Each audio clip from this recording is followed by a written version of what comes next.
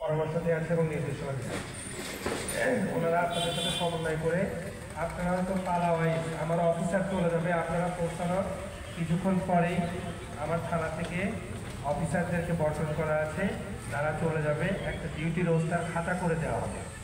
ওইখানে পালাওয়াইজ পূজা মণ্ডপ কমিটির সদস্য প্লাস হচ্ছে যারা স্বেচ্ছাসেবক কমিটির দায়িত্বে আছে তারা এবং আপনারা যারা থাকবেন, আপনাদের আনসার সদস্যের মধ্যে থেকে একজন ওনার মোবাইল নাম্বারটা দিয়ে দিবেন, সার্বিক দায়িত্বে থাকবেন ওখানে সার্বক্ষণিক, যেহেতু আপনারাই ওখানে উপস্থিত থাকবেন। ওইখানকার ওই মোবাইল নাম্বারটা আমার অফিসারকে দিয়ে দিবেন এবং আমার অফিসারের মোবাইল নাম্বারটা আপনারা রেখে দিবেন, খাতার উপরে লেখা থাকবে।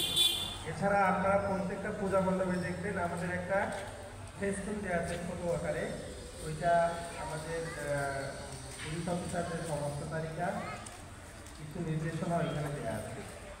আর একটা বিষয় আপনাদেরকে বলে দিই, কিছু কিছু পূজা মণ্ডপে সিসি ক্যামেরা লাগানোর কথা, আপনারা ওইখানে যাওয়ার পরে অনেক পূজা মণ্ডপে আছে আজকে থেকে সমস্তগুলোতেই চালু করে দেওয়ার কথা, আপনারা এটা নিশ্চিত করবেন।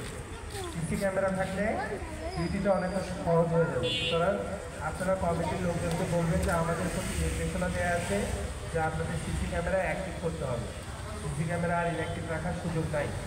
আগামীকালকে ষষ্ঠী, সম্ভবত আগামীকালকে থেকেই পূজার কার্যক্রম পুরাদমে চালু হবে। অনেক পূজা মণ্ডপ ইতিমধ্যে রেডি হয়ে গেছে, অধিকাংশগুলোই দুই একটা হয়তো অল্প কিছু কাজ বাকি আছে, ডেকোরেশনের কাজ বাকি ছিল বিধায় তারা সিসি ক্যামেরাগুলো চালু করে।